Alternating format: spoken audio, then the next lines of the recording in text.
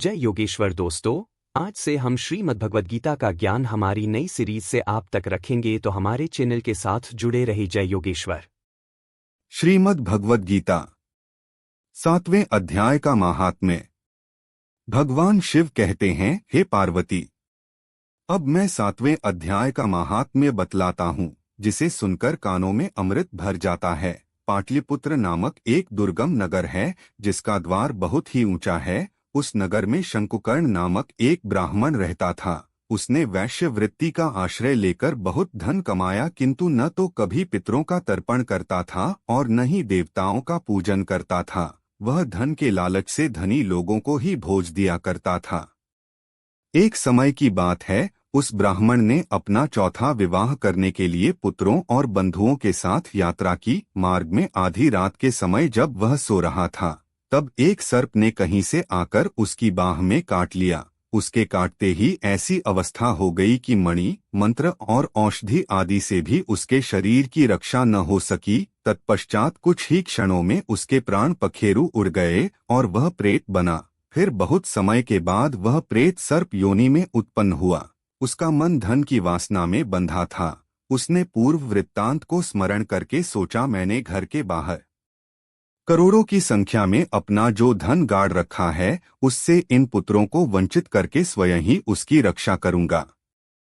सांप की योनि से पीड़ित होकर पिता ने एक दिन स्वप्न में अपने पुत्रों के समक्ष आकर अपना मनोभाव बताया। तब उसके पुत्रों ने सवेरे उठकर बड़े विस्मय के साथ एक दूसरे से स्वप्न की बातें कही। उनमें से मंझला पुत्र कुदाल हाथ में लिए घर से निकला और जहां उसके पिता सर्प योनि धारण करके रहते थे, उस स्थान पर गया।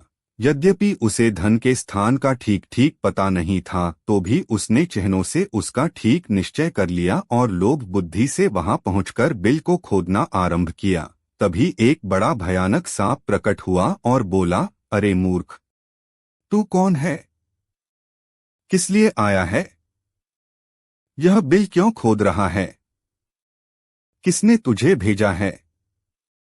पुत्र बोला, मैं आपका पुत्र हूँ, मेरा नाम शिव है। मैं रात्रि में देखे हुए स्वप्न से विस्मित होकर यहाँ का धन लेने के लिए आया हूँ।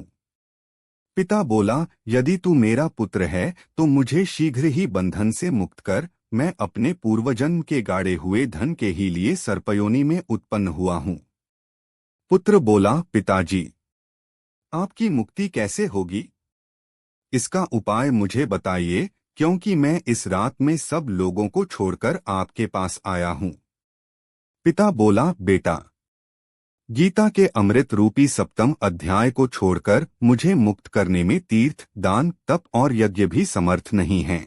केवल गीता का 7वां अध्याय ही प्राणियों के जरा मृत्यु आदि दुखों को दूर करने वाला है। पुत्र, मेरे श्राद्ध के दिन गीता के 7वें अध्याय का पाठ करने वाले ब्राह्मण को श्रद्धापूर्वक भोजन कराओ, इससे निःसंदेह मेरी मुक्ति हो जाएगी। वत्स, अपनी शक्ति के अनुसार पूर्ण श्रद्धा के साथ वेद विद्या में प्रवीण अन्य ब्राह्मणों को भी भोजन कराना। सर्प योनि में पड़े हुए पिता के ये वचन सुनकर सभी पुत्रों ने उसकी आज्ञानुसार तथा उससे भी अधिक किया। तब शंकुकर्ण ने अपने सर्प शरीर को त्याग कर दिव्य देह धारण किया और सारा धन पुत्रों के अधीन कर दिया। पिता ने करोड़ों की संख्या में जो धन उनमें बांट दिया था, उससे वे पुत्र बहुत प्रसन्न हुए। उनकी बुद्धि धर्म में लगी हुई थी, इसलिए उन्होंने बावली, कुआं, पोखरा, यज्ञ तथा देव मंदिर के लिए उस धन का उपयोग किया और धर्मशाला भी बनवाई। तत्पश्चात 7वें अध्याय का सदा जप करते हुए उन्होंने मोक्ष प्राप्त किया। श्री महादेव जी बोले, हे पार्वती, यह तुम्हें 7वें अध्याय का महात्म्य बतलाया, जिसके श्रवण मात्र से मानव सब पापों से मुक्त हो जाता है। हरि तत्सत। जय योगेश्वर।